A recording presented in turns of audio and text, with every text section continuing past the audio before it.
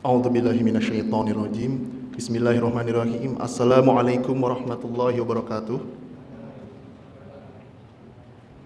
Innal hamdalillah nahmaduhu wa nasta'inu wa nastaghfiruh wa na'udzu billahi min shururi anfusina wa min sayyiati a'malina may yahdihillahu fala mudhillalah wa may yudhlil fala hadiyalah. Asyhadu an la ilaha illallah wa asyhadu anna Muhammadan 'abduhu wa rasuluh la nabiyya ba'd. Amma ba'd.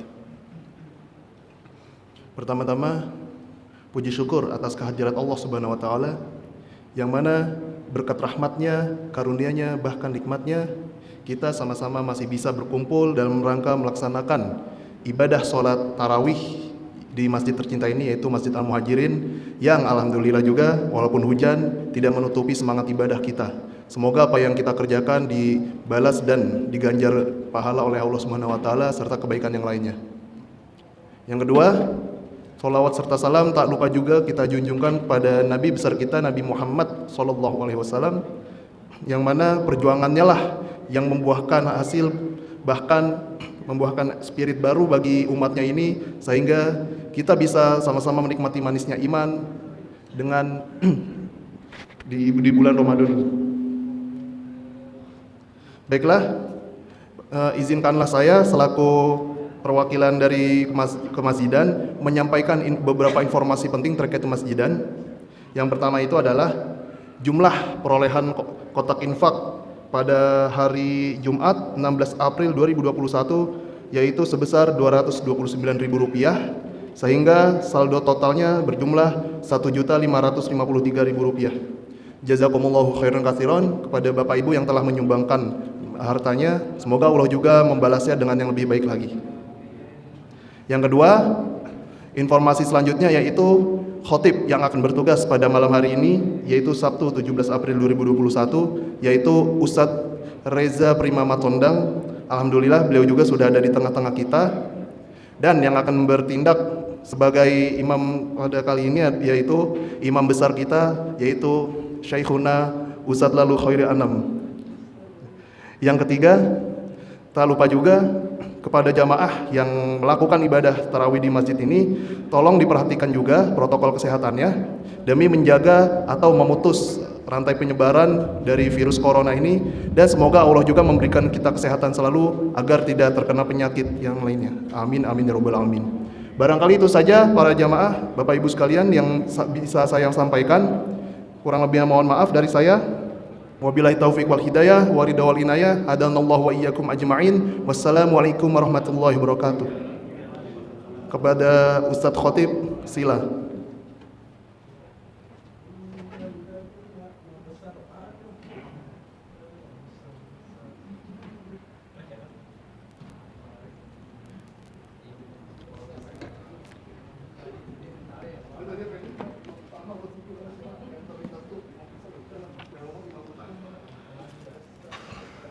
Bismillahirrahmanirrahim. Assalamualaikum warahmatullahi wabarakatuh.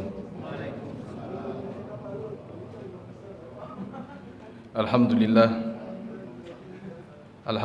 rabbil alamin. Nahmaduhu wa nasta'inu wa nastaghfiruhu wa natubu ilayh. Wa nusalli wa nusallim ala nabiyyina Muhammad sallallahu alaihi wasallam wa ala alihi wa ashabihi wa man tabi'ahum bi ihsanin ila yaumiddin wa ba'd. Bapak-bapak, ibu-ibu, hadirin wal hadirat, jamaah salat tarawih yang dimuliakan Allah, barakallahu fikum. Semoga Allah Subhanahu wa taala melimpahkan keberkahannya kepada hadirin sekalian. Nah, hadirin yang dimuliakan Allah, salah satu ayat atau kisah di dalam Al-Qur'an yang sering diceritakan oleh Allah Subhanahu wa taala atau sering diulang-ulang kisahnya adalah kisah tentang Adam dan Iblis. Allah Subhanahu wa taala menceritakan salah satu dialog antara Allah Subhanahu wa taala dengan Adam, atau Allah Subhanahu wa taala ketika itu dialog dengan para malaikat, inni ja'ilun fil ardi khalifah. Aku hendak menjadikan di muka bumi ini seorang khalifah, seorang pemimpin.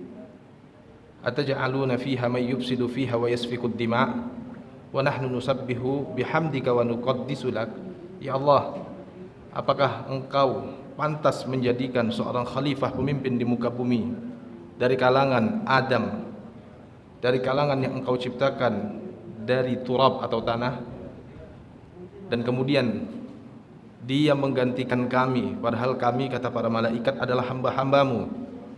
Nusabbihu bihamdika, kami adalah hamba-hambamu yang senantiasa bertasbih memuji engkau ya Allah. Wa nuqaddisu lak, dan kami adalah hamba-hambamu yang senantiasa mentakdiskan engkau ya Allah. Apakah pantas Adam dan anak keturunannya engkau amanahi menjadi khalifah, menjadi pemimpin di muka bumi, dan kemudian mereka menggantikan posisi kami, sementara kami adalah hamba-hambamu yang senantiasa mensucikan engkau, mentakdiskan engkau, senantiasa mengerjakan apa yang engkau kerjakan, dan senantiasa tidak pernah bermaksiat atas apa yang engkau larang. Lalu kemudian Allah Subhanahu wa taala menyatakan, inni a'lamu ma la ta'lamun, aku sesungguhnya lebih mengetahui apa yang kalian tidak ketahui. Allah Subhanahu wa taala selesai menyatakan hal yang demikian, Allah Subhanahu wa taala menguji para malaikat. Ambihum bi asma'ihim. Allah Subhanahu wa taala pertama perintahkan para malaikat untuk menjelaskan nama-nama benda yang ada di bumi, nama benda dan kegunaannya. Namun para malaikat tidak memiliki ilmu untuk bisa menjelaskan nama benda dan kegunaannya. Sampai kemudian Allah Subhanahu wa taala memerintahkan Adam agar mengajarkan kepada para malaikat nama-nama benda tersebut dan kegunaannya. Falamma amba'ahum, ketika Adam telah mengajarkan atau memberitahukan para malaikat nama benda dan kegunaan benda tersebut, disitulah Allah Subhanahu wa taala mengatakan, bukankah telah kukatakan kepada kalian, aku lebih mengetahui sedangkan kalian tidak mengetahui. Lalu kemudian hadirin yang dimuliakan Allah, Allah Subhanahu wa taala mengatakan, wa idz qulna lil malaikati isjudu fasajadu illa iblis aba wastakbara wa kana minal kafirin. Saat itulah kemudian Allah Subhanahu wa taala memerintahkan seluruh malaikat untuk sujud kepada Adam. Maka seluruhnya sujud kecuali iblis. Allah Subhanahu wa taala menceritakan aba wastakbara wa kana minal kafirin. Ada dua sebab yang menyebabkan iblis tidak mau sujud dalam peristiwa itu. Pertama, iblis aba. Pertama, iblis enggan. Yang kedua, wastakbara, sudah enggan tidak mau mengerjakan perintah Allah. Kemudian wastakbara, menyombongkan diri. Lalu kemudian Allah Subhanahu wa taala menceritakan hasil akhirnya, wa kana minal kafirin.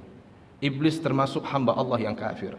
Nah hadirin, apa yang khatib sampaikan tadi atau apa yang saya sampaikan tadi sejatinya adalah sepenggal kisah yang mungkin seluruh hadirin di masjid ini pernah mendengarnya atau pernah membacanya. Minimal apa yang telah saya sampaikan tadi termaktub dalam Quran surat Al-Baqarah pada ayat 30 sampai 34. Namun sekali lagi, ayat ini, kisah ini termasuk ayat dan kisah yang berulang-ulang dalam surat lain. Bisa dilihat dalam surat Al-Isra, surat Sad, dan surat yang lain. Bahkan mungkin kalau kita buka dalam kitab-kitab tafsir, ada penjelasan tambahan dari Nabi SAW seputar kisah ini. Yang menarik dari kisah ini hadirin yang dimuliakan Allah, ternyata Allah Subhanahu wa taala menjelaskan satu sebab kenapa iblis oleh Allah Subhanahu wa taala dihukumi sebagai hamba Allah yang ingkar, hamba Allah yang kufur. Sementara sebagaimana yang dijelaskan sebagian ulama, iblis tadinya bagian dari malaikat. Makanya Allah Subhanahu wa taala berfirman dalam ayat ini, wa idz qulna lil malaikah, dan ingatlah ketika kami berfirman kepada para malaikat, sujudlah kalian kepada Adam. Maka seluruh malaikat fasajadu illa iblis, seluruh malaikat sujud ketika itu kecuali satu di antara mereka, yaitu iblis. Maka dari sini sebagian ulama mengatakan iblis bagian dari malaikat. Sebagian lain mengatakan iblis tadinya adalah jin, dan jin tadinya bagian dari makhluk Allah yang sudah Allah Subhanahu wa taala ciptakan sebelum manusia. Ala kulli hal, ulama ikhtilaf dan sebagian besar mengatakan iblis bagian dari malaikat berdasarkan ayat ini. Iblis tidak mau sujud kepada Adam, padahal Allah Subhanahu wa taala telah berikan kelebihan pada Adam, yaitu al-ilmu. Iblis tidak mau sujud kepada Adam, padahal Allah Subhanahu wa taala telah perintahkan agar iblis sujud kepada Adam. Nah, dari sini hadirin yang dimuliakan Allah, perhatikan, iblis sekalipun yakin Allah ada, iblis sekalipun mengimani Allah dengan sebenar-benarnya iman kalau Allah adalah yang menciptakan dan menghidupkan, namun ketika iblis tidak mau tunduk kepada Allah, tidak mau taat kepada perintah Allah, tidak mau taat kepada syariat Allah, Allah Subhanahu wa taala sebutkan hasil akhir dari sikap iblis itu, yaitu aba wastakbara, enggan tunduk kepada syariat Allah seraya menyombongkan diri, hasilnya adalah wa kana minal kafirin. Iblis termasuk hamba Allah yang kafir. Terlepas dari natijah atau hasil dialog ini bahwa iblis ternyata hamba Allah yang kafir, sekalipun iblis yakin Allah ada, sekalipun iblis seyakin-yakinnya percaya Allah adalah yang menciptakan, perhatikan hadirin yang dimuliakan Allah, ketika iblis kemudian mengatakan, "Fa bi izzatika la ughwiyannahum ajma'in." Ya Allah, bi izzatika. Ya Allah, dengan izzahmu ya Allah. Ya Allah, dengan kemuliaanmu ya Allah. La ughwiyannahum ajma'in. Izinkan hamba ya Allah untuk menyesatkan mereka seluruhnya ya Allah, Adam dan anak keturunannya. Atau dalam sebuah doanya juga, Adam berdoa kepada Allah Subhanahu wa taala agar usianya ditangguhkan ila yaumi yub'atsun, ditangguhkan sampai hari nanti manusia dibangkitkan. Dan Allah Subhanahu wa taala kabulkan. Iblis termasuk hamba Allah yang oleh Allah Subhanahu wa taala usianya ditangguhkan. Dan ini pelajaran lagi hadirin yang dimuliakan Allah. Ternyata hadirin yang dimuliakan Allah, iblis terlepas sikap keras kepalanya tidak mau tunduk dan taat kepada perintah Allah, terlepas sikap keras kepalanya tidak mau taat kepada syariat Allah, tapi iblis tahu yang bisa mengabulkan permintaannya adalah Allah Subhanahu wa taala. Iblis yakin satu-satunya zat, satu-satunya yang dapat memberikan atau mengabulkan apa yang diinginkan iblis adalah Allah Subhanahu wa taala. Maka ketika itu iblis berdoa. Bahkan ketika iblis berdoa dengan adab.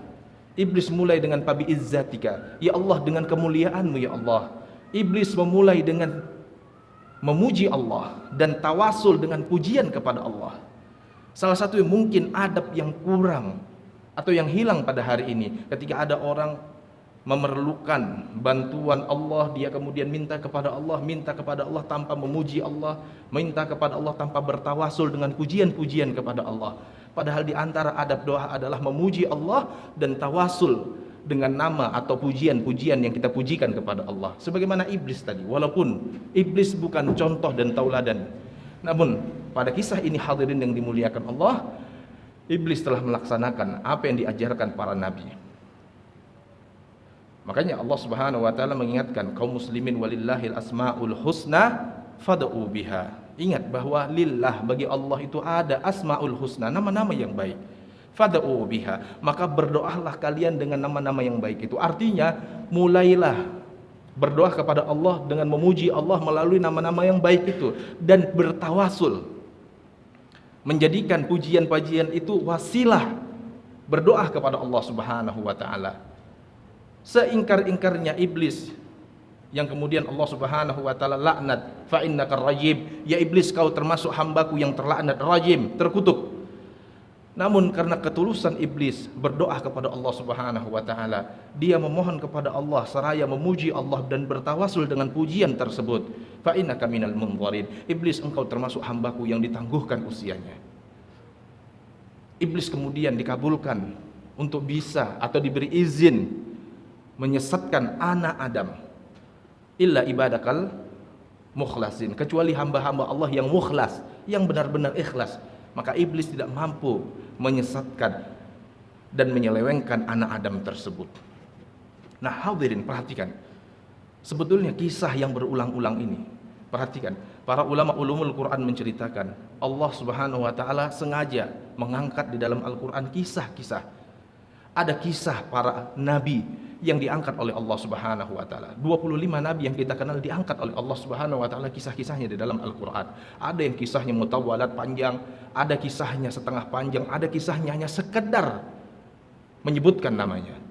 Ada juga kisah orang-orang saleh yang diangkat oleh Allah Subhanahu wa taala. Luqman alaihi salam, siapa lagi? Ali Imran, keluarganya Imran, Maryam, Maria, istrinya Fir'aun, diangkat oleh Allah Subhanahu wa taala kisahnya sebagai ibaratan, pelajaran bagi kita.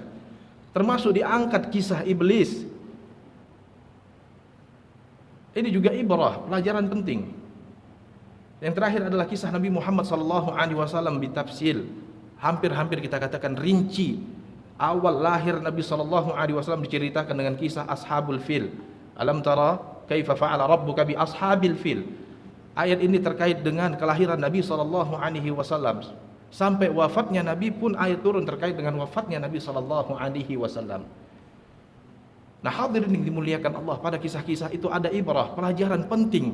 Apalagi kisah iblis dan Adam yang tadi khatib sampaikan berulang-ulang diceritakan dalam Al-Quran, dan berbagai macam sisi-sisi diangkat.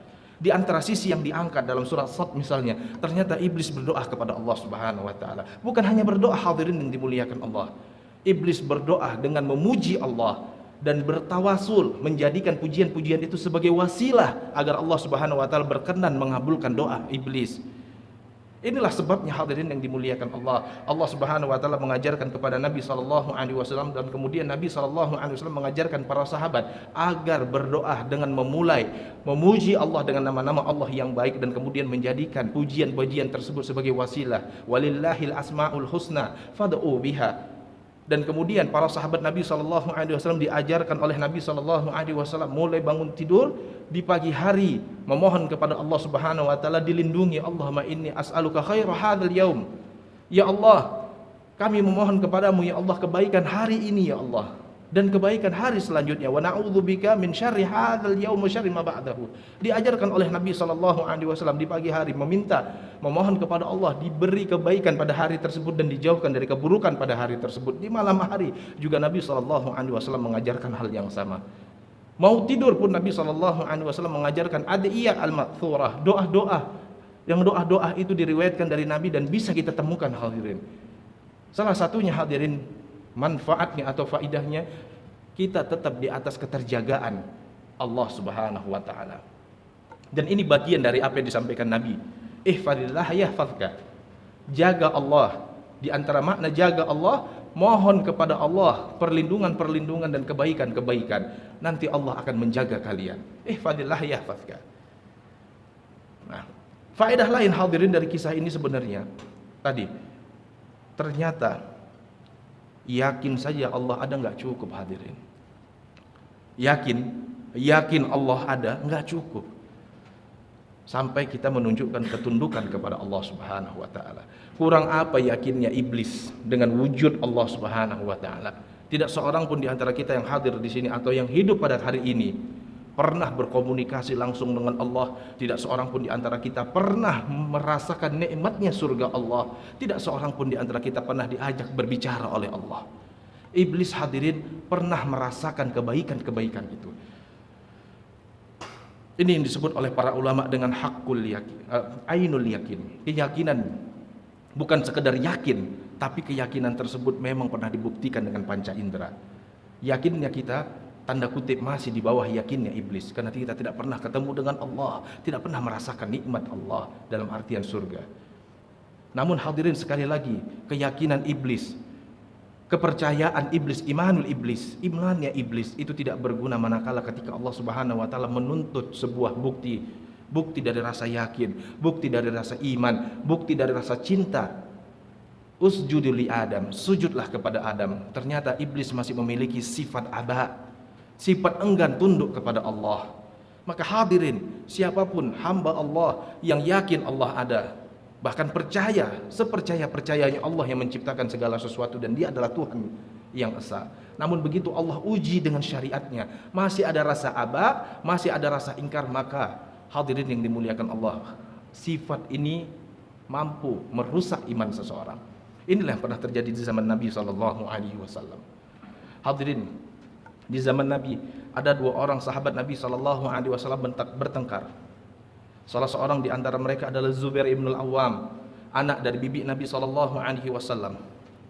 Ringkasnya, Rasulullah sallallahu alaihi wasallam membenarkan Zubair ibn al-Awwam, sehingga seorang sahabat yang bertengkar dengan Zubair ibn al-Awwam dari kalangan Ansar mengatakan, "Akana ibnu ammatika ya Rasulullah." Ya Rasulullah, apakah karena Zubair ibn al-Awwam ini adalah putra dari ammahmu, putra dari bibimu, sehingga engkau benarkan dia ya Rasulullah?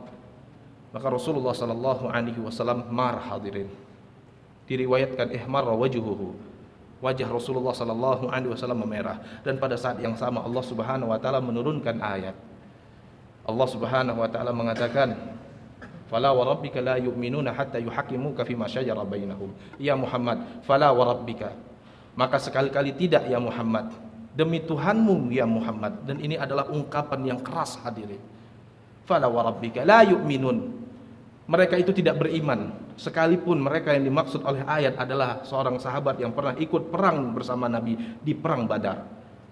La yu'minun hatta yuhakimuka fima syajara bainahum, sampai mereka menjadikan engkau hakim yang memutuskan perkara di antara mereka ya Muhammad. Artinya, hadirin, terkait dengan tema kita, begitu Muhammad sallallahu alaihi wasallam mensyariatkan sesuatu, memutuskan sesuatu, sebagaimana Allah Subhanahu wa taala telah mensyariatkan sesuatu kepada iblis, telah memutuskan iblis sujud kepada Adam, iblis enggan. Dan sahabat tadi juga begitu. Ketika Rasulullah sallallahu alaihi wasallam membenarkan Zubair ibn al-Awwam, dia tidak terima dengan sikap Nabi sallallahu alaihi wasallam, lalu kemudian menyerang balik Nabi sallallahu alaihi wasallam dengan mengatakan, "Apakah ini disebabkan karena Zubair ibn al-Awwam adalah putra dari bibimu ya Rasulullah?" Turun ayat, "Fala wa rabbika la yu'minun." Demi Allah, demi Tuhanmu ya Muhammad, sekali-kali tidak, mereka tidak beriman. Maka hadirin, camkan baik-baik, percaya saja nggak cukup ternyata, sampai kita menampakkan ketundukan kepada Allah, kepasrahan dengan syariat Allah. Dan itu dibuktikan, hadirin yang dimuliakan Allah, dimulai dengan mukhul ibadah. Inti dari ibadah, kata Nabi sallallahu alaihi wasallam, ad-du'a, berdoa. Dan jika dikaitkan dengan Ramadan, hadirin yang dimuliakan Allah, bukankah Allah Subhanahu wa taala di tengah-tengah ayat Ramadan dalam surat Al-Baqarah pada ayat 183, Allah Subhanahu wa taala cerita tentang Ramadan, la'allakum tattaqun. Di akhir ayat Allah mengatakan mudah-mudahan puasa di Ramadan itu menjadikan kalian bertakwa kepada Allah. Di ayat selanjutnya, hadirin, sampai kemudian Allah Subhanahu wa taala mengatakan, "Wa idza sa'alaka ibadi anni fa inni qarib ujibu da'watad da'i idza da'ani falyastajibu li wal yu'minu bi." Nah, oleh karena itu, hadirin yang dimuliakan Allah, Ramadan ini sejatinya adalah syahrud du'a. Ramadan ini sejatinya adalah bulan berdoa, bulan di mana Allah turunkan Quran, dan bulan di mana doa diijabahi oleh Allah. Maka hadirin yang dimuliakan Allah, aksirud doa, perbanyaklah doa di bulan Ramadan ini. Habis salat tarawih, dan salat tarawih ini adalah ibadah yang kata Rasulullah, kalau ada orang bersabar salat tarawih bersama imamnya hatta yansarifa, sampai imamnya selesai dia sabar, kutiba lahu qiyamul lail, maka dikatakan, dicatat si fulan ini telah beribadah semalam suntuk. Bisa kita jadikan sebagai wasilah, sarana kita berdoa, ya Allah, dengan ibadah ini Engkau tahu bahwa aku sejatinya ya Allah beribadah mencari ridhamu, beribadah mencari maghfirahmu. Ya Allah, lapangkan rezekiku ya Allah. Ya Allah, kayakan aku dengan harta halal ya Allah, jauhkan aku dari harta haram. Ma'thur. Hal ini diriwayatkan. Artinya tawasul dengan amal saleh ini diajarkan bukan hanya Nabi sallallahu alaihi wasallam, juga para nabi sebelumnya. Maka jadikan ibadah-ibadah kita di bulan Ramadan sebagai wasilah kita berdoa kepada Allah Subhanahu wa taala. Mudah-mudahan dengan keutamaan bulan Ramadan dan keutamaan ibadah kita, seluruh doa kita, hadirin, dikabulkan oleh Allah Subhanahu wa taala. Termasuk doa agar segera bala ini diangkat oleh Allah Subhanahu wa taala. Ini saja, hadirin yang dimuliakan Allah, mudah-mudahan yang sedikit ini bermanfaat bagi yang menyampaikan dan yang mendengar. Wassalamualaikum warahmatullahi wabarakatuh.